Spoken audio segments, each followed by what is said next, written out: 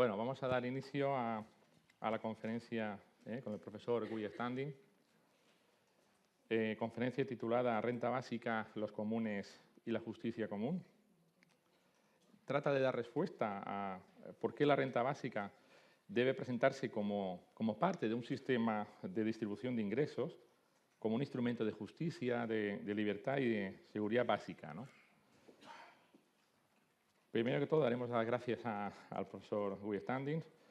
Dear Doctor, dear Standing, thank you. Welcome. Thank you for accepting the invitation of the European Anti-Poverty Network of Asturias. I have the pleasure and I have the objective of introducing you. I hope you like it, okay? I will do your presentation in Spanish since we have the translator. With your permission, I will begin, okay? Bueno, dado que tenemos traductores, pues vamos mejor a hablar en español. Primero que todo, yo voy a aludir a una serie de trabajos del profesor Standing. Recomiendo su página web, www.guistanding.com. Ahí encontraréis buena parte de los textos a los cuales voy a hacer mención y encontraréis una serie de vídeos, documentales, blogs, donde interviene de manera bastante profusa el profesor Standing. Standing es profesor de investigación y ha sido profesor de estudios de desarrollo en la Universidad de SOAS de Londres, que es la Escuela de Estudios Africanos y Orientales. Desde 2006 hasta 2013 fue profesor de Seguridad Económica en la Universidad de Bath, Reino Unido. Fue profesor también de Economía Laboral en la Universidad de Monash, en Australia. Y desde 1999 hasta 2006 fue director del Programa de Seguridad Socioeconómica de la Organización Internacional del Trabajo en Ginebra, Suiza. Ha sido también director de Servicio de Políticas de Mercado Laboral en la propia OIT y anteriormente había sido director del equipo de Europa Central y Oriental de este organismo con sede en Budapest. El profesor Standing es miembro fundador y copresidente honorario de la Basic Income Health Network, lo que conocemos como BIEN, una organización no gubernamental internacional que promueve la renta básica como un derecho con sedes en más de 50 países. Tiene un doctorado en Economía en la Universidad de Cambridge y una maestría en Relaciones Industriales por la Universidad de Illinois, Estados Unidos. Ha escrito y ha editado libros sobre diversidad de temas, todos ellos muy interesantes, sobre economía laboral, política de mercado de trabajo, desempleo, flexibilidad del mercado laboral, políticas de ajuste estructural, políticas de protección social, capitalismo rentista y todos sus procesos de depredación. Y sobre todo ha escrito trabajos sobre la necesidad de revivir, yo diría replantear los bienes comunes. Sus libros han sido tildados por la prensa, sobre todo, como incendiarios, Pero en verdad, para mí, primero esta opinión, sus trabajos son reflexivos, críticos y sobre todo muy convincentes. Pero sobre todo creo que son textos, creo que son libros que son más necesarios que nunca y sobre todo yo los denominaría textos urgentes. Creo que esa es la palabra clave. Por ello, además de las palabras que nos va a dedicar hoy, creo que lo más importante es acercarse a sus textos, leerlos con cierta pasión, porque creo que son una invitación al auténtico pensamiento crítico, creo que son un verdadero ejercicio de ciudadanía, sobre todo en tiempos de grandes despropósitos e inventivas. Sus libros recientes, o algunos de ellos más recientes, son, por ejemplo, The Blue Commons, Los comunes azules, rescatando la economía del mar, que nos narra ese saqueo de la riqueza de los océanos, es el más reciente, del 2022. Otro libro importante del 2020, Luchando contra 8 gigantes, la renta básica ahora. Este texto está basado en un informe para el Ministerio de Hacienda del Reino Unido y explica cómo la renta básica, mejor que cualquier otra política social, ayudaría a afrontar estas crisis a las cuales estamos atravesando. nos habla de los 8 gigantes, de los 8 males de la vida moderna, que los identifica como desigualdad, inseguridad, deuda, estrés, precariedad, automatización, populismo y extinción. Muy, muy interesante. Otro texto del 2019 es sobre Plunder of the Commons, que es algo así como el saqueo de los comunes, un manifiesto para compartir la riqueza pública. En esta obra, el profesor Standing no solo narra el saqueo histórico de nuestra riqueza común, como habíamos dicho, la de los océanos, de los mares, sino, creo que más importante aún, muestra cómo podemos reclamar esa riqueza para abordar nuestros problemas contemporáneos más urgentes, por ejemplo, la inseguridad económica y la destrucción ecológica. Otro texto fundamental del 2017 sobre la renta básica y cómo podemos hacerlo realidad. En este texto es un texto en el cual Guy Standing ha sido pionero en lo que es la comprensión, en lo que es la implementación de la renta básica. Ha estado siempre en la vanguardia del movimiento durante casi 4 décadas y este magnífico estudio explica cómo funciona y por qué tiene el potencial de revitalizar la vida y nuestras democracias, todo lo que es la renta básica. Otro texto de 2016, La corrupción del capitalismo, ¿por qué los rentistas? Se subtitula ¿Por qué los rentistas prosperan y el trabajo no paga? En el 2015, Renta básica, una política transformadora. Y luego 2 textos que a mí me parecen fundamentales, que solemos utilizar mucho en la universidad, sobre una carta del precariado, de habitantes a ciudadanos, de 2014, y el precariado hacia una nueva clase social. De este hay una edición especial en el año 2021 sobre el COVID, ¿no? El profesor Standing introduce el concepto, como todo el mundo sabe, el concepto de precariado, como una clase masiva emergente en la que se le ha ido negando los derechos políticos, civiles, sociales, económicos, y sobre todo se trata de una nueva clase caracterizada, bien lo conocemos, por una creciente desigualdad e inseguridad. Ya otros libros anteriores pues hablarían de renta básica e inseguridad, el trabajo después de la globalización, cómo se construye la ciudadanía ocupacional, promoción de la seguridad del ingreso como derecho, más allá del nuevo paternalismo, seguridad básica como igualdad, y otro texto por último, flexibilidad laboral global en busca de justicia distributiva. Todos estos conceptos seguramente nos va a matizar y nos va a detallar el profesor Standing ahora. Recordar también que el profesor Standing fue editor, coordinador y redactor principal de Seguridad Económica para un Mundo Mejor de la OIT, un informe global publicado en el año 2004. Forma parte de los consejos asesores editoriales internacionales de varias revistas académicas. Ha realizado numerosas encuestas de hogares y empresas sobre cuestiones de trabajo y seguridad económica. Fue miembro del Comité Internacional sobre Derechos Humanos Emergentes, creado en el marco del Fondo Social de Barcelona. Fue miembro de la Comisión de Empleo Europeo, ha trabajado como consultor en muchos organismos internacionales, por ejemplo, el Programa de Naciones Unidas para el Desarrollo, el Banco Mundial, la Confederación Sindical Internacional, la Comisión Europea, la Comisión Económica de Naciones Unidas para Europa, entre otras muchas. Ha sido asesor económico de la División de Seguridad Económica del Comité Internacional de la Cruz Roja y fue redactor principal sobre el informe de la ONU sobre situación social mundial. Ha trabajado como asesor de políticas sociales y laborales para varios gobiernos de todo el mundo. Y el profesor Standing ha trabajado también como ha sido conferenciante principal de las conferencias internacionales y orador principal invitado en eventos de presidencia de la Unión Europea. Lo fue en Atenas, lo fue en Glasgow, en Oporto, en Estrasburgo. En el 2009 fue elegido miembro de la Academia de Ciencias Sociales del Reino Unido y ha recibido varios premios, varios doctorados honoris causa. También en el 2019 fue invitado a ser miembro de la Royal Society of Arts y del Foro de Economía Progresista en el Reino Unido. Y en el 2022, ya recientemente, se le pidió que se uniera a los paneles de asesoramiento técnico para 2 proyectos piloto de renta básica, una iniciativa del gobierno galés y otro, el experimento a gran escala en Cataluña, organizado por el gobierno regional catalán. Por último, pero no menos importante, terminar con su...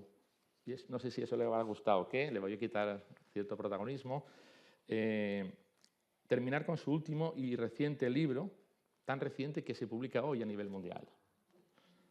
Se titula The Politics of Time, la política del tiempo, ganar el control en la era de la incertidumbre. Imagino que algo nos dirá. Y yo revisando un poco las reseñas que hay, pues puedo decir que coincido con el autor cuando afirma que el tiempo siempre ha sido político. El tiempo es un asunto político, siempre ha sido definido y controlado por los poderosos y hoy no es una excepción. Hoy no es una excepción. Pero podemos recuperar el control, de ahí va el libro. Podemos recuperar ese control y Guy Standing nos muestra el camino a seguir. Podemos crear, nos dice, podemos crear una nueva política del tiempo que nos libere y nos ayude a salvar el planeta, fortaleciendo el ocio real y trabajando juntos a través del común. Vuelve a repetirse el concepto del común. Nos dice, podemos retomar el control de nuestro tiempo, pero señala, debemos hacerlo juntos. Eso creo que es lo más importante. Bueno, dear Guy, we'll come back. I am a fan of your work, as you have seen. Thank you very much. You can start, please. Muchas gracias. Thank you very much. I should begin by apologizing for speaking in English and hope that the translator will forgive me. Thank you very much for that introduction. I almost feel like saying, you don't need to listen to me because you've heard it all before. Now, the new book that I've just published today, I had an argument with the publisher because the publisher wanted to put on the front page a picture of a deck chair for people sitting on the beach. And I went to explain that actually we are talking about enabling people to have control of their time so that they can do the work that they wish to do and to be able to do shared activities and to be having a sense of psychological control for public action. And I come back to that later in my talk. But I think it would be bad of me to start without saying that it is very difficult for all of us at this moment to be talking about transformation, structural change, and a good society when we are seeing two disgusting wars killing thousands of babies and children and innocent people, and we are powerless to do anything about it. And our politicians have been weak and have allowed this set of tragedies to escalate as we see today. I am sure all of us are feeling the pain and the sense of rage at what is happening. Put that aside, if I may. 2 weeks ago, I was invited to give a speech in Kiev, and I advocated an emergency basic income for Ukraine in areas afflicted by the war. And I was impressed because everybody agreed. And I got messages from various people outside Ukraine saying this is obvious. When this disgusting war stops, everybody should be given a sense of basic security with which to build and rebuild their lives and their society. Now, when these natural and disgusting disasters hit the world, more people, I believe, are converted to the simple message. And the simple message I managed to take to the Senate of Brazil some years ago. And I was advocating a basic income in Brazil. And I stood up in the Senate and I ended my speech by quoting Confucius. And Confucius said, "The easiest way out is through the door." Why do more people not take that route? And a number of people said, yeah, if you want to reduce poverty, if you want to get social justice, give people the opportunity to build their own lives. That is the motivation of all of us who advocate basic income. I've just come from Seoul, where we had our 22nd International Congress, the Basic Income Earth Network that you mentioned. And when I went there in 2010 to set up the Korean Basic Income Network, there was a man who came, very erect man, and he asked questions of me. He kept saying, well, what do you mean by basic income? A lot of basic questions. He was converted, and in 2016, he stood to become governor of one of the biggest provinces in Korea. To much surprise, he won. Immediately, he introduced a basic income for all young people in his province. He is very popular in that province, and poverty and inequality have gone down. And the young people are more dynamic. They are working more. They're more entrepreneurial. Mental health has improved. The rate of suicide has gone down. Huh? And then this man decided to stand for president. We all thought, oh, crazy, good luck. He stood and he got 49.3% of the vote. And he came to our Congress last month and he stood up and he said, I failed. And I put my hand up, went to the rostrum, and I said, no, you did not fail. You got 49%. In 2010, 0. To go to this, on this radical proposal, is success. And next time, you'll win. So today, I feel we are at the edge of transformation. But it will depend on people like us. It will depend on us having the courage and the energy to push for the necessary changes. And of course, we are at a crisis point of the global transformation. Those of you who are sociologists here will know Karl Polanyi's book, The Great Transformation. And of course, in his book, a period dominated by finance and free market ideology produces inequalities, insecurities, and the risk of the annihilation of civilization. That is where we are today in the global transformation. But in addition, we have new structures that have taken shape. You mentioned my work on the precariat.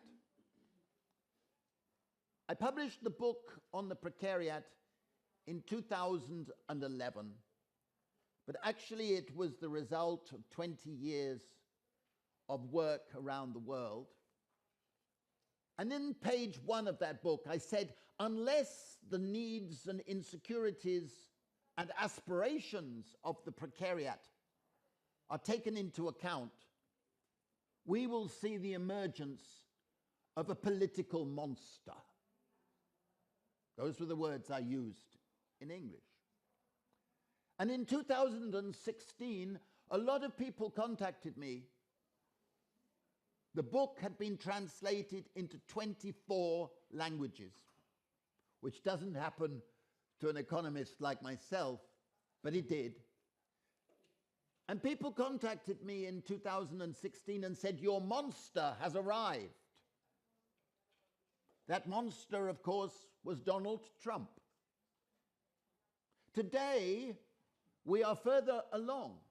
We have all over the world monsters emerging, populists, neo-fascists, who are playing on the fear of people, playing on the fear and insecurity of millions and millions of people, and they are promising to bring back yesterday, a mythical yesterday, something great.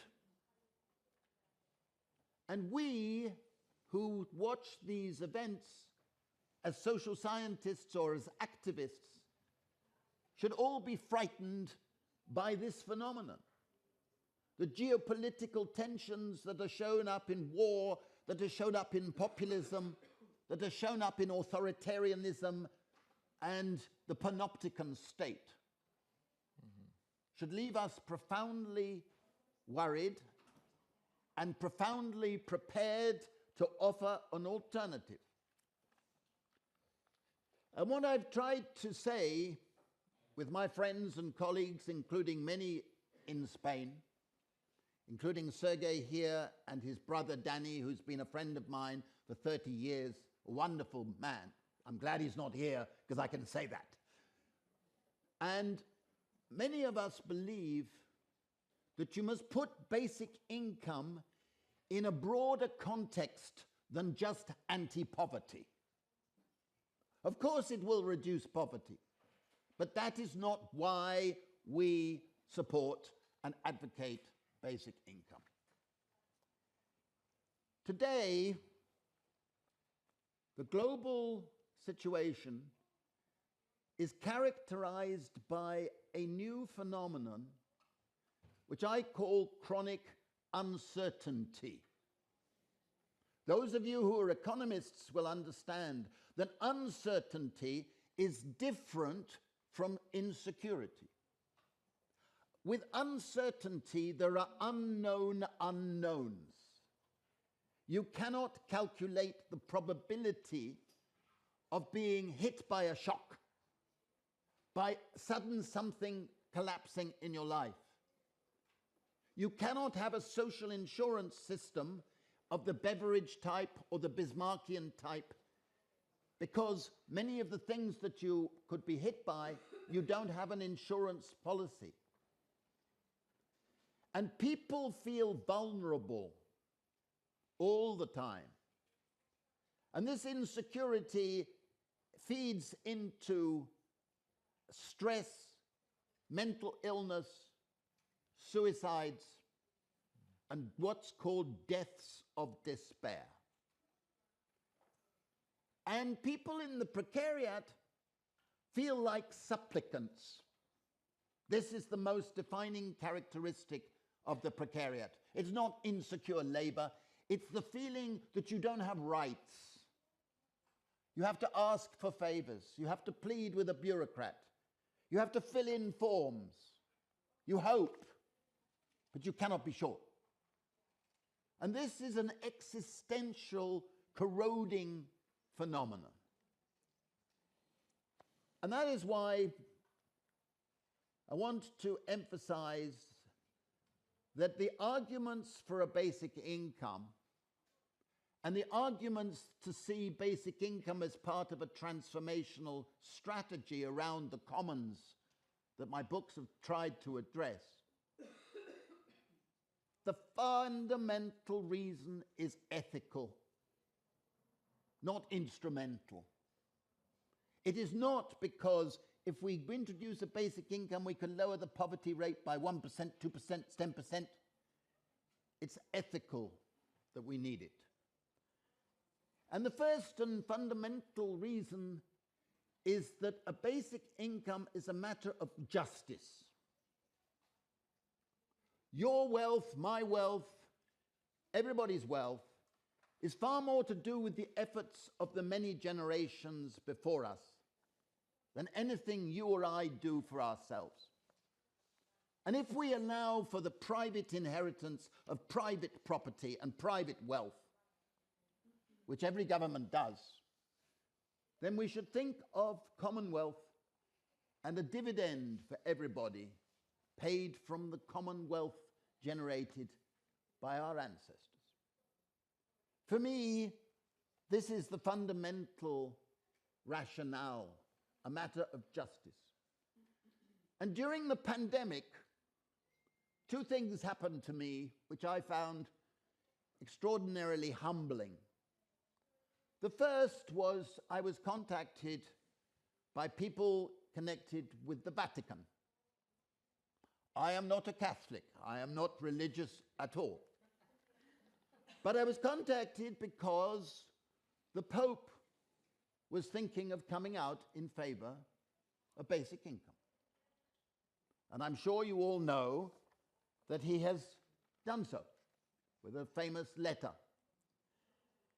And I would like to read one sentence of his letter. Whether believers or not, we are agreed today that the earth is essentially a shared inheritance whose fruits are meant to benefit everyone. I like the word everyone. It doesn't mean you have to do X or Y or Z or something or fill in a form. It means everyone. And that is the principle of common justice. But it is also a matter of ecological justice.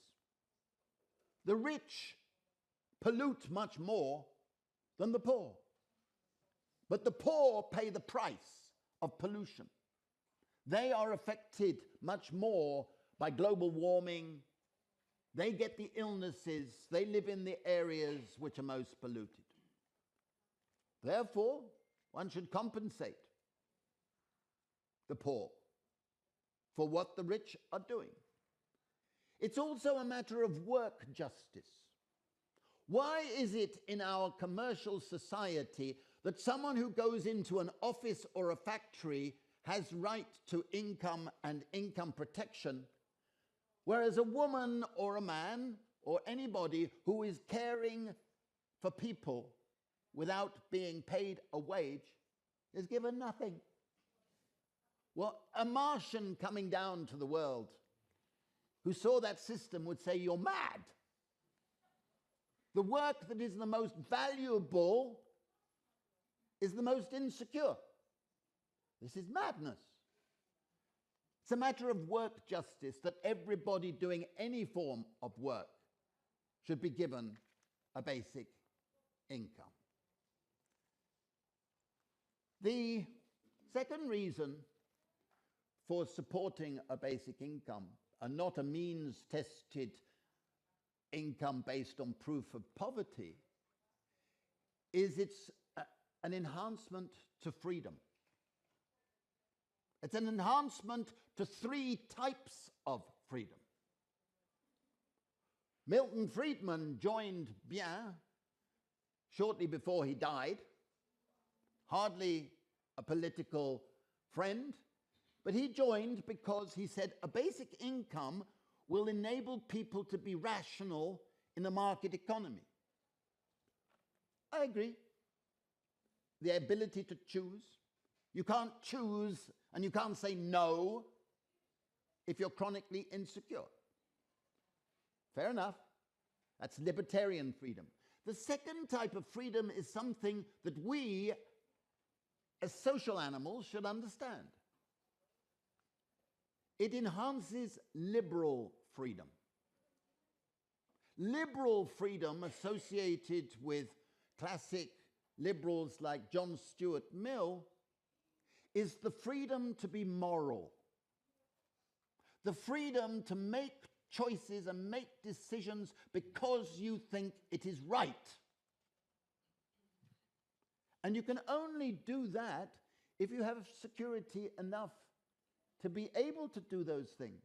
If you're chronically insecure, you have to do whatever you have to do to survive. As Bertolt Brecht said, first food, then morals.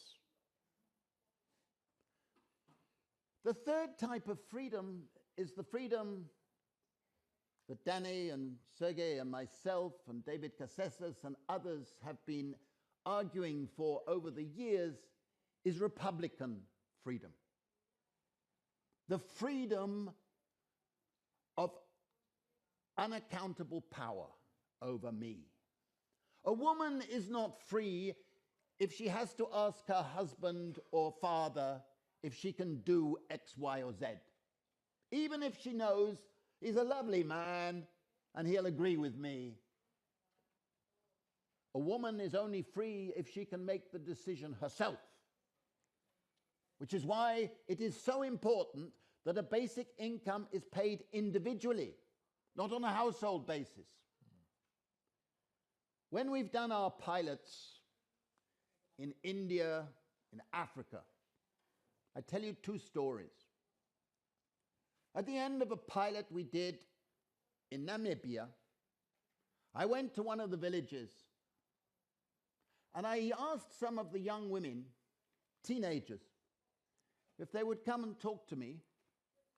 And I asked them, what is the best thing for you of having had a basic income for this period? What's the best thing? The teenagers giggled, laughed, timid, understandable. And then one of them put her hand up. And she said, I tell you why. She said, the best thing is before, when the men came down from the fields at the end of the month with their wages in their pockets, we had to say yes. Now we have our basic income, we can say no. That's freedom. And the other story is a village that I went to in Madhya Pradesh in our Indian pilot. And after a few months, I asked a friend of mine who was working with me, I said, have you seen a change in this village since the basic income was introduced? He said, no. I said, when we introduced it, all the women were wearing veils because it was a Muslim village. And we had to have their photos for the card to give the basic income, and they had to go into a hut and have their picture taken because they couldn't be seen in front of a man. Okay? 9 months later, we came and I said, look, all the women are walking around without veils. He said, yeah. So we called some women and we said, we see this change. And the women said, I remember this till I die. The women said, before, we had to do what the men told us to do. Now we have our basic income. We can do what we wish to do. That's called freedom. That's called freedom. Now, the third form of ethical justice is that a basic income, even if it's a low amount, gives people a sense of basic security. Basic security is a human need. It is also a public good, in the sense that if all of us have basic security, the value rises for each and every one of us, because your having a basic security enhances the sense of community, the sense of solidarity, the sense of altruism. And that benefits everybody. But the psychologists have taught us, and it's not very difficult to understand, surely, that people who have basic security have enhanced IQ, enhanced intelligence. Any of you, like me, who've experienced a period of insecurity, know very well that your intelligence drops. Your capacity to reason drops. You do things irrationally. That's not, you don't need to be Einstein to understand that. So a basic income gives a sense of security which is essential for dignity and society. But I promise you this, a means-tested minimum income scheme not only produces poverty traps, in the sense that if you go from being poor to being non-poor, you lose the benefits, so there's a disincentive to take risks and risk living. It also produces precarity traps, because people are moving in and out of jobs, moving in and out of circumstances, and if you have to be filling in forms, you have periods of not receiving anything. But it also imposes stigmatizing indignity, and therefore it is a source of insecurity for people.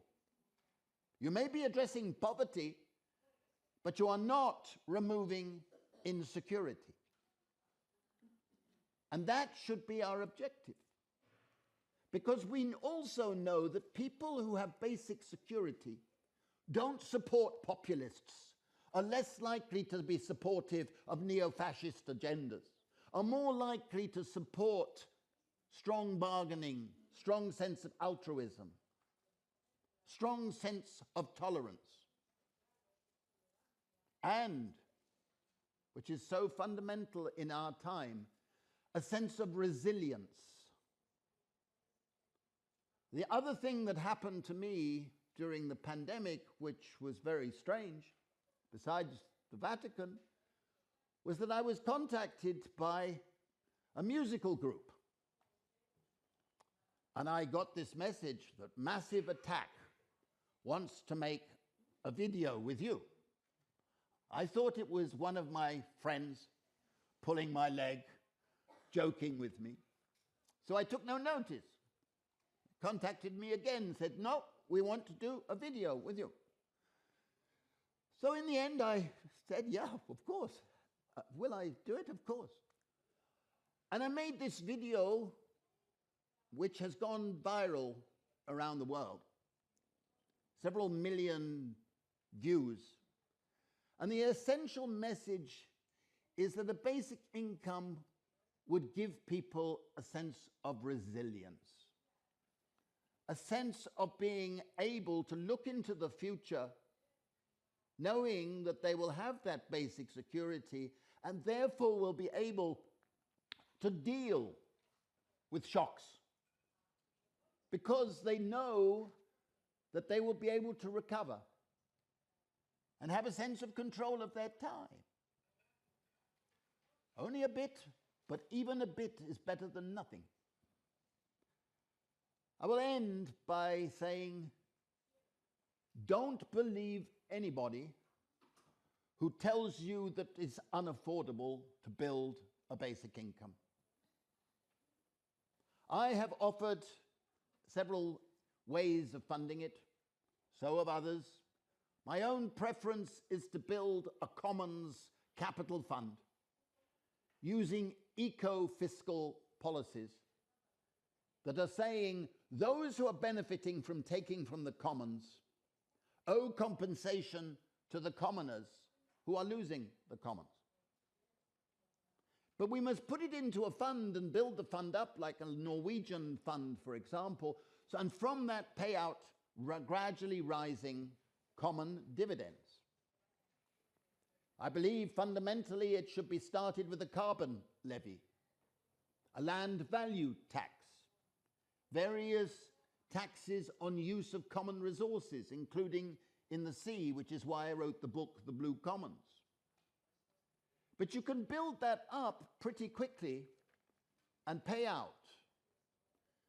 And I believe this way is a useful way in removing one of the arguments of the political right. The political right say giving handouts is unjustifiable. They like handouts for themselves, but they don't like handouts for others.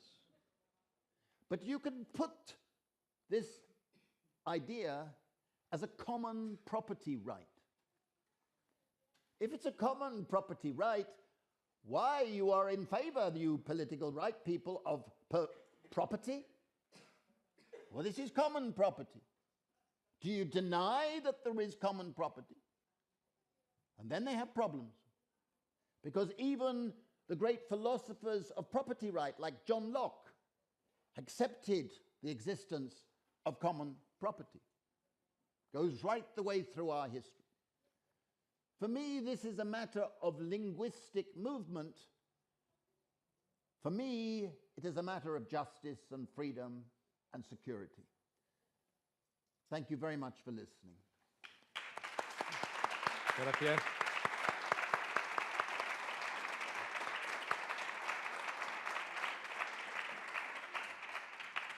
Bueno, vamos a iniciar un turno de preguntas y arrancamos un debate que creo que sería lo más interesante. ¿Quién empieza? Venga.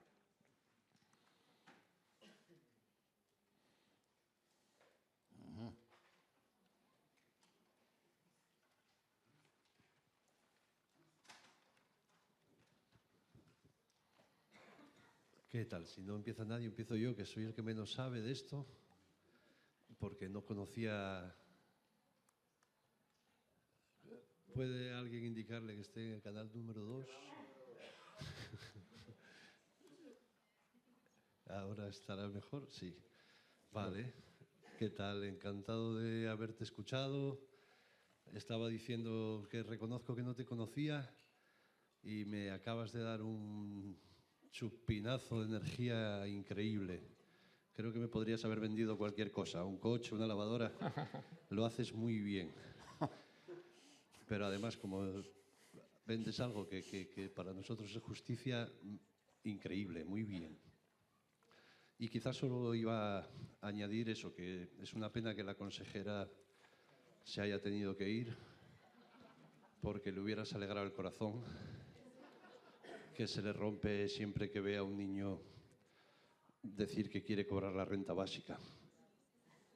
Y que ese es un debate interesante. Que tú también lo apuntabas, las dificultades prácticas de gente que a lo mejor antes heredaba la delincuencia y hoy hereda un derecho. Ese paso hay que, por lo menos es mi experiencia trabajando con chavales, que si antes lo que hacían era ir a robar con los padres, pues ahora tienen la oportunidad de aspirar a cobrar un salario que como tú dices, es de lo común. Pero nos quedaría mucho por articular. Es la única aportación que puedo hacer, porque los políticos piensan eso, que se les rompe el corazón. Creo que a ti no se te rompe, ¿verdad? Tú estás contento de esto y me parece que si puedo... Vamos, no sé, si quieres comentar algo sobre esto, sobre el tema de los políticos, yo qué sé.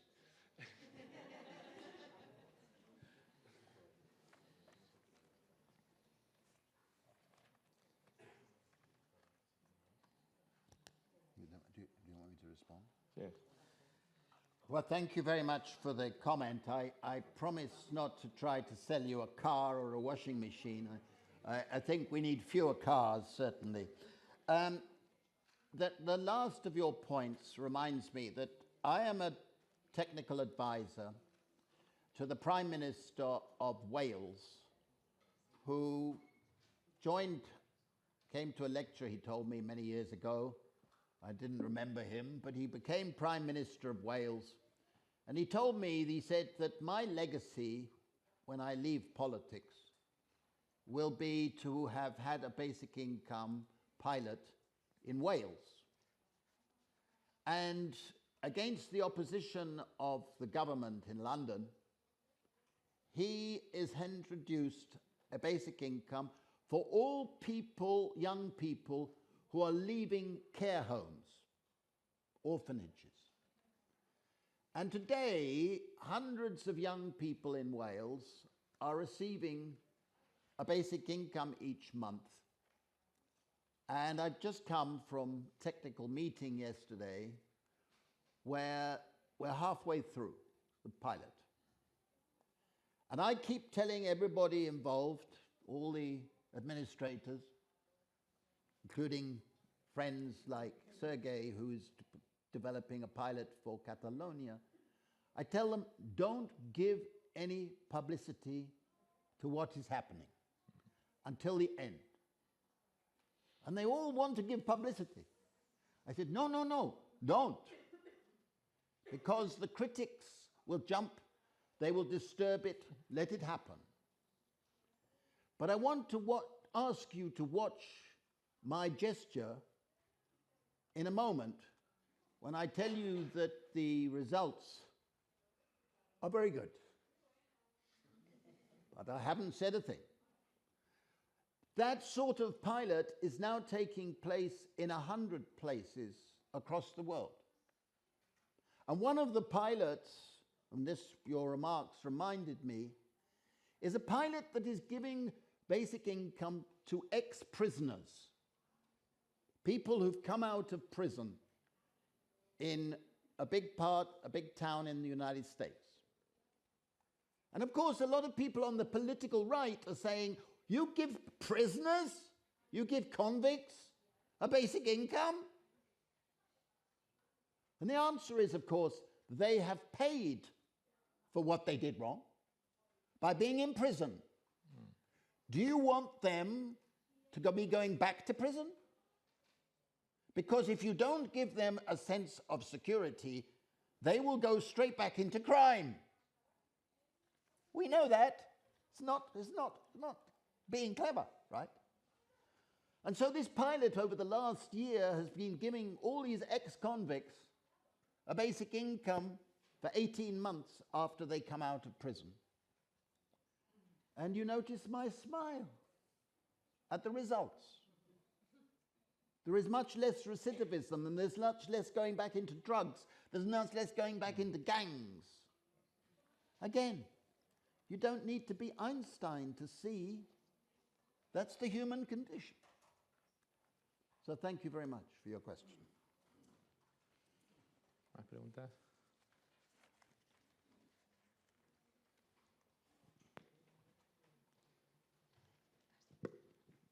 Sí, mientras buscamos... Quería hacer dos preguntas. La primera es sobre su opinión sobre lo que se ha llamado popularmente el impuesto a los ricos, que se está proponiendo desde el gobierno de izquierdas, en concreto creo que desde el partido de Sumar. Y por otro lado, quería que también diera su opinión sobre la inflación que hay ahora mismo a lo largo de todo el mundo, porque yo creo que ya ha sido demostrado que no es una inflación orgánica como tal, y pues que se podría hacer un poco para combatirlo.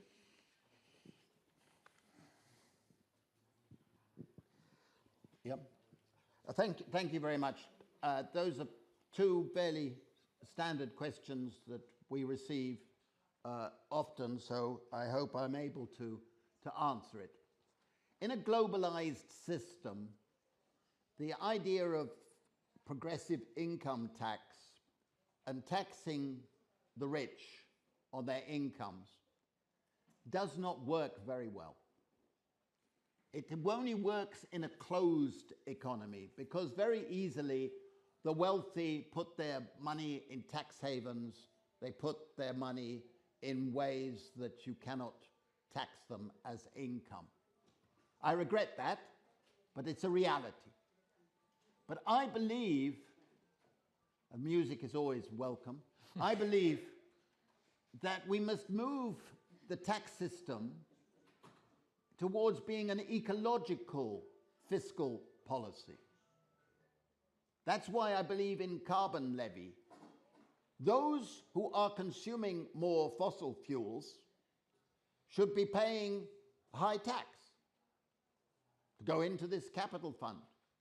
If every country introduced a fossil fuel carbon levy of enough to deter consumption of fossil fuel energy, then we would help towards net zero, we would attack global warming, and you would have an ecological effect.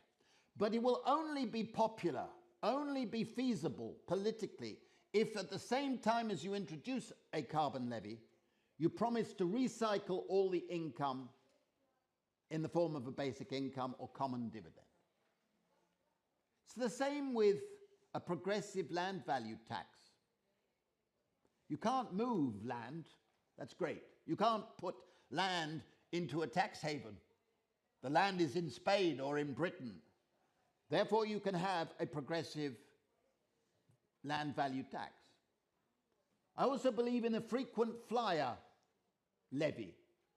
Those who are taking flights tend to be the wealthy. At the moment, I'm taking a lot of flights, but for different reasons. But all of us who are taking a lot of flights should be paying extra to be put into the fund, because it's the people down below who are paying with the more pollution.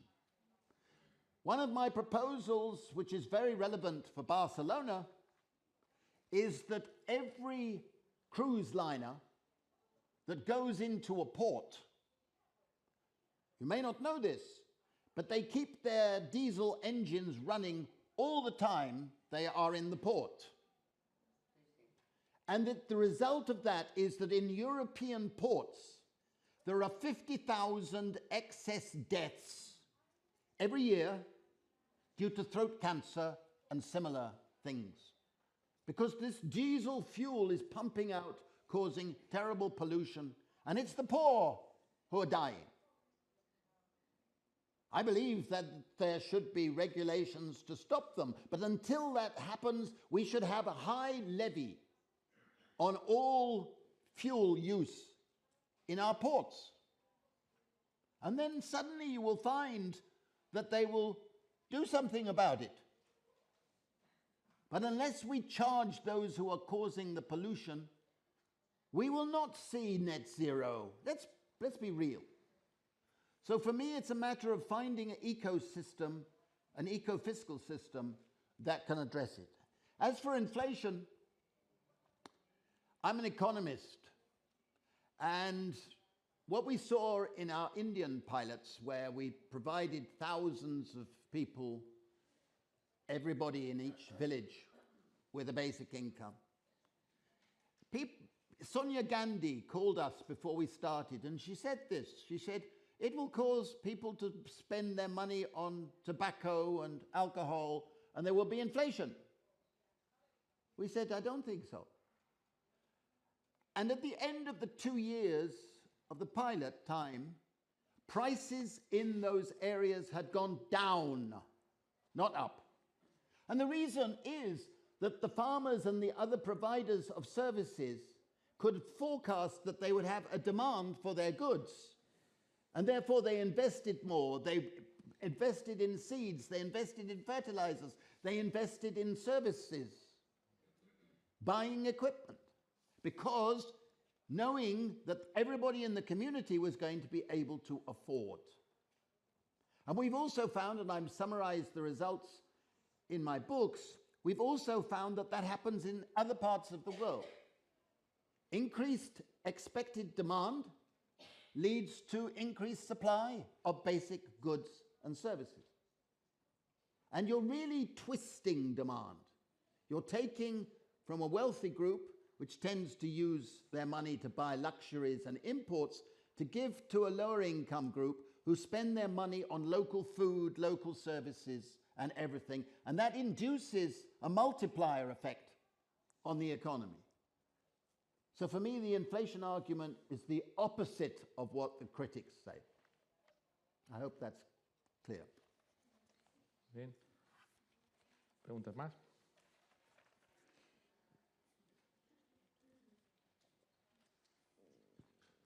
like the sound.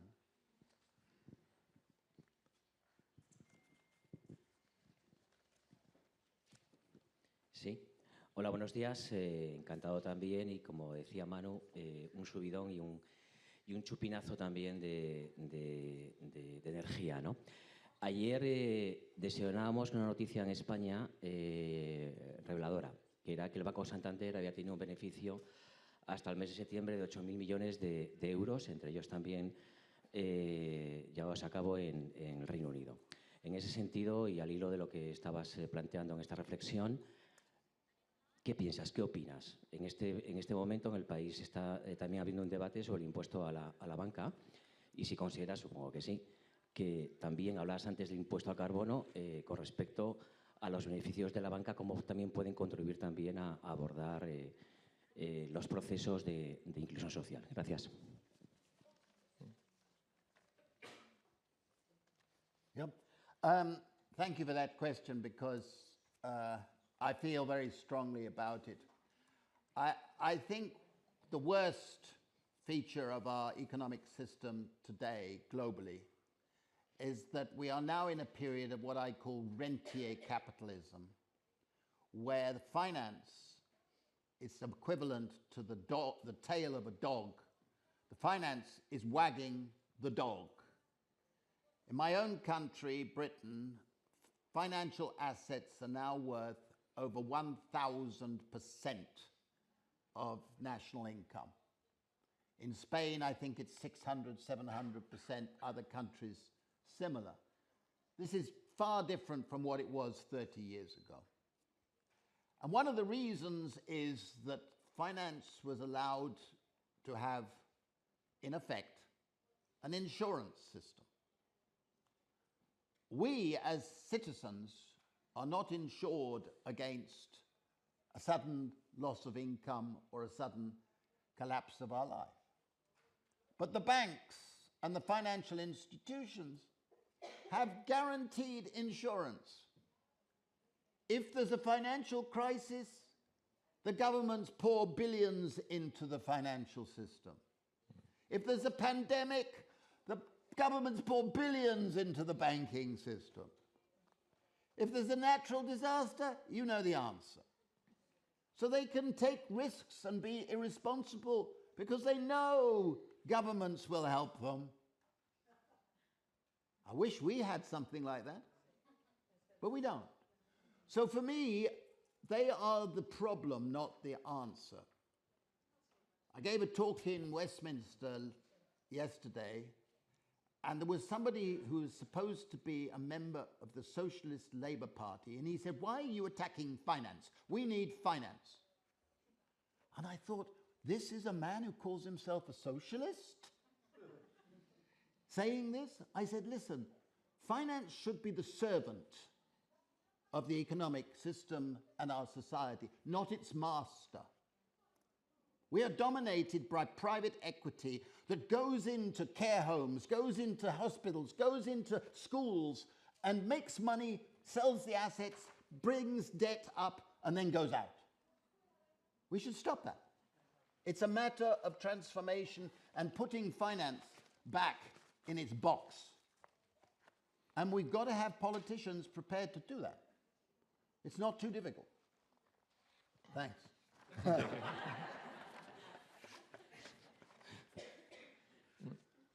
Bueno, Guy, como siempre, una ponencia muy interesante. Yo quería justamente que nos explicases un poco por qué tú crees que, a pesar de estos subsidios que existen en estos momentos desde hace muchos años en las diferentes comunidades autónomas, no consiguen acabar con la pobreza, y este es un tema, creo, importante también que vale la pena tratar, pero aún así, ya lo has dicho, que la renta básica no es solo una medida contra la pobreza, sino que incrementaría la libertad de la gente para poder escoger sus caminos. Una cosa que es importante, que también creo que vale la pena, es entender que, a pesar de los muchos planes piloto que se están haciendo, no existe aún ningún gobierno valiente, capaz, que quiera ponerla en marcha, Y este es un tema que muchas veces utilizan, ¿no?, los contrarios a la renta básica para decir, bueno, se están haciendo muchos pilotos, pero ¿qué pasa? ¿Dónde están los gobiernos que quieran tirar adelante la renta básica, ¿no? Este es un tema que creo que vale la pena que puedas aportar con tu experiencia, ¿no?, a nivel mundial y tu conocimiento de cómo está la situación en estos momentos, qué gobiernos se han planteado, qué gobiernos están pensando en esta posibilidad, etcétera, ¿no? Yo, desde Cataluña, esta tarde tendré ocasión de explicar un poco la situación en Cataluña, pero ya sabes que partidos como el Partido Socialista, ¿no?, allí en Cataluña están bombardeando la posibilidad de hacer incluso el mismo plan piloto de Cataluña, ¿no? Entonces, creo que existe un problema también de falta de voluntad política importante, ¿no?, para llevar adelante una renta básica, porque posibilidades y dinero existen, como tú ya sabes. Yeah, this obviously is a very good question, and before I give an answer, let me say to all of you that I've had the privilege of being invited by the president of Catalonia and Sergei and his office to be giving advice on the design of a pilot in Catalonia. As you all know, I'm sure, plans are well advanced, but resources are potentially there. But we've had extraordinary experience, which should be regarded as extraordinary, which is at the last moment before the pilot was due to start, the socialists in the parliament opposed it and caused it to be put back for delay. I wrote an article in the papers saying, how can you say you are a socialist if you don't believe that every citizen should have basic security? What sort of person are you to think that you can allow insecurity and poverty to continue? You should be ashamed. And that is how I feel with the opposition of social democrats. And I once gave a talk to leaders of trade unions from around Europe, the big shot, big names. It was a retreat. And I was talking and I said, why is it that most hostile resistance to basic income is coming from people like you? Why? And at that point, the chair, who was much, much older than you, trade union man, said, okay, we'll stop for coffee. We'll stop for coffee. I thought, oh, I asked my question, nobody. So we went for coffee, and when we came back, he said, now we will move on to the next subject. So I started putting my papers together, and one trade union leader at the back, an Italian trade union, he said, no, we can't go without answering Guy's question. And he said, I think I know the answer. And I think it is because if people had basic security, they would not join trade unions. And I looked at him and I said, if you think about that answer for 1 second, you will realize that it is immoral. You don't want people to have security? Is that a moral position? I said, but fortunately you are also wrong. Because people who have basic security are more likely to have strength, moral strength, to fight for human rights, to fight for other people's needs and aspirations. For me, social democrats have been one of the biggest obstacles to our agenda, our emancipatory agenda. They're paternalistic. They're paternalistic. But now I want to answer Sergei in a positive sense. Sergei, it's coming. It's coming. And I remind you of something that Milton Friedman said. He said, when they were proposing the neoliberal economics that I hate, but when he was proposing it in the 1940s and 1950s, he said, for 30 years, there will be resistance. They will say it's impossible.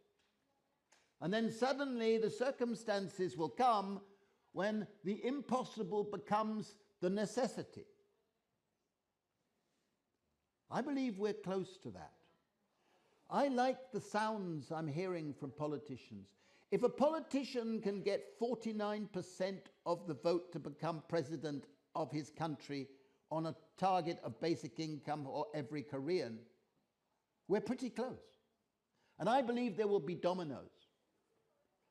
Lula is back in Brazil. I had the great privilege of spending an hour with him, and he said he only was re-elected president. He thumped the table, the coffee table, because of Bolsa Escolar, Bolsa Familia. And he said, I know we must introduce a basic income in Brazil. In Barbados, there's a prime minister who's committed to introducing basic income. In South Africa, the government has said they will be introducing a basic income. In Wales, we've got a basic income. In 50 cities, in Canada, we are seeing a momentum. But it depends on us. Because in the end, politicians have spaghetti backbones. They only do things when they're put under pressure. And it's up to us to do that. Thank you very much.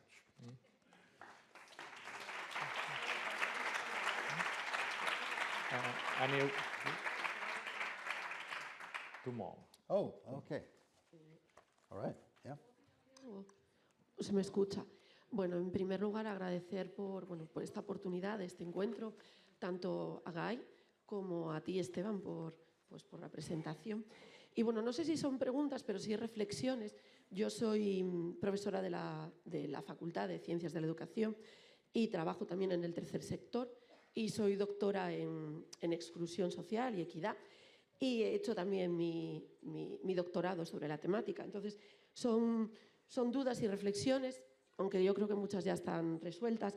Y dentro de lo que es el estudio que realicé, se pudo observar que emergía un tipo de clase o de ciudadanía cada vez menos participativa, más apática y a la que se trataba de buscar solución, ¿no? Para que participaran, porque sobre todo se veía repercutido en la participación en las elecciones y a nivel político, pues lógicamente eso era un problema.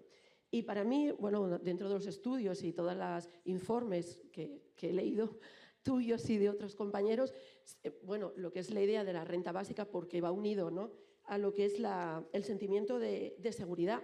Y ese sentimiento de seguridad te lleva al ánimo de la participación y a tomar tu decisión y tu decisión sobre tu propia vida. No sé si tú, bueno, la primera pregunta, ¿no?, si consideras que eso podría también repercutir sobre ese sentimiento de apatía que en algunos sectores de la sociedad estamos viendo. Y luego, por otro lado, y va unido a la pregunta que hizo el compañero antes, la falta de interés político de algunos gobiernos por esta renta básica y la barrera que puede suponer la burocracia, sobre todo con los diferentes organismos públicos que pueden estar relacionados en la consecución de esa renta básica. Lo digo porque ahora mismo tenemos diferentes tipos de ayudas y bueno, en España, pues en Asturias solicitamos el salario social, ahora tenemos el ingreso mínimo vital, pero si solicitas una ayuda, luego en algunos casos, algunos tienen que pagar Hacienda y bueno, cuando una persona está viviendo una situación de alta vulnerabilidad y de máxima inseguridad, volvemos a lanzarle el mensaje de que no tiene salida, ¿no? La burocracia, esa barrera absoluta para la consecución. Y luego el último, ya ves que son 3 reflexiones, es el papel de las entidades sociales. Yo trabajo y pertenezco a una de ellas, pero al final no dejamos de ser empresas que vivimos también de ese sentimiento de vulnerabilidad. Y yo creo que se puede trabajar y muchas trabajamos por digamos, porque las personas sean autónomas, pero también hay otras que trabajan un sentimiento más paternalista, ¿no? No sé qué opinas al respecto de estas tres ideas. Muchas gracias. Vale, con estas preguntas damos cerrado el turno de preguntas para no abusar del profesor. What was the first one? Y la última. What was the first point? La última. Again. Y así que junte todas las cuestiones. Que haga yo la pregunta. Sí. Bueno, más que pregunta, es pregunta en el sentido de los jóvenes. Es que me ha llamado mucho la atención. Bueno, ahorro las felicitaciones y los entusiasmos, porque me ha encantado la ponencia, como siempre.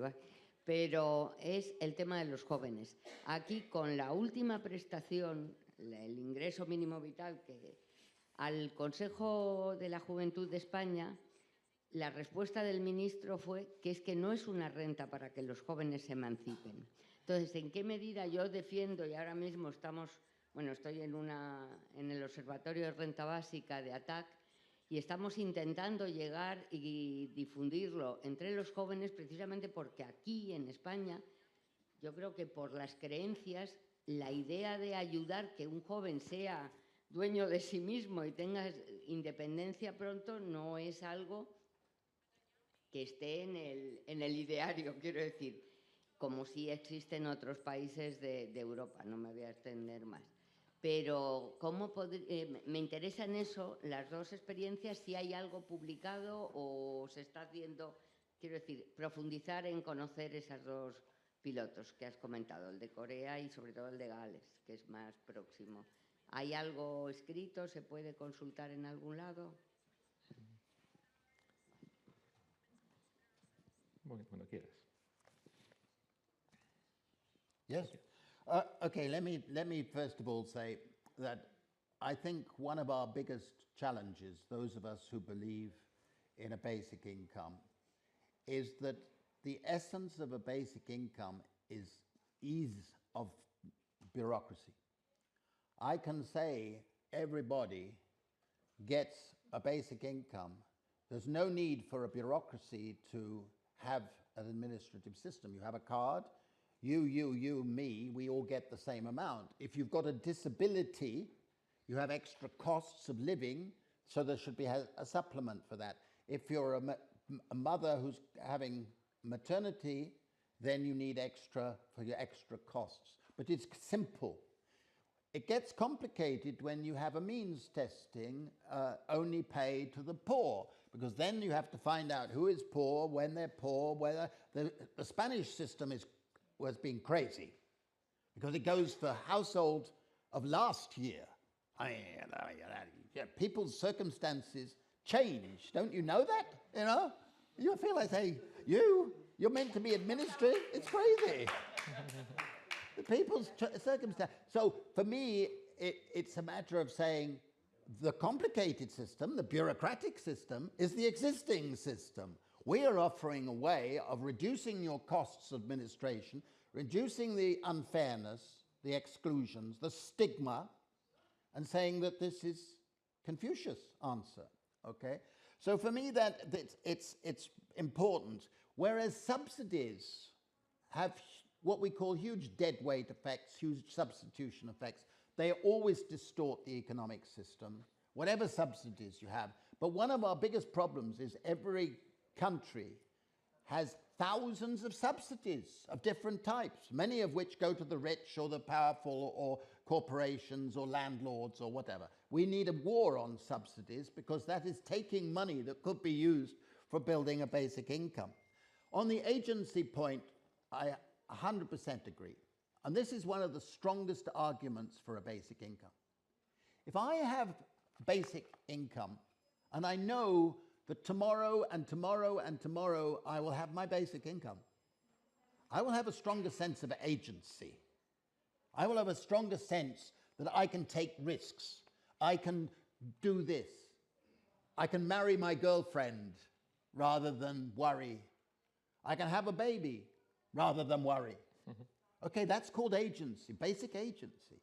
It's also likely that you will join a body of social solidarity fighting for other rights, because you won't be fearful that an employer, you've joined this ecological body, or you could be a dangerous type, out.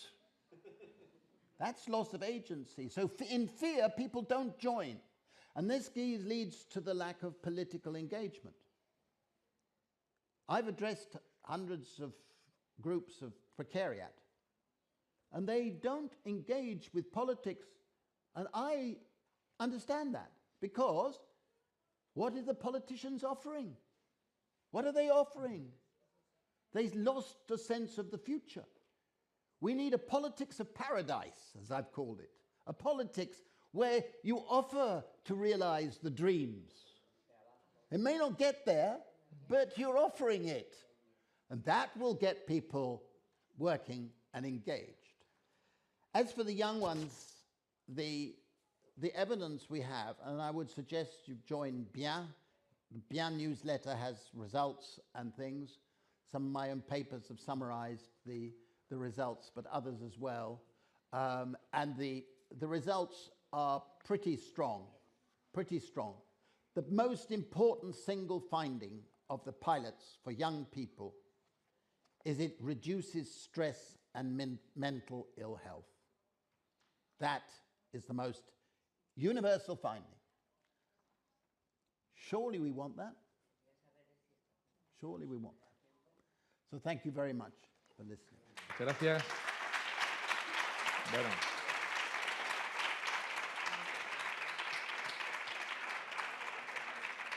Ya para terminar, volver a dar las gracias al profesor Standing. Ha abierto un poco, yo creo que, una serie de ideas, de reflexiones para que esta jornada sea rica, ¿no? Por tanto, agradecerle su asistencia, agradecerles esas ideas que nos ha ido ofreciendo y nada, pues muchas gracias. Thank you very much.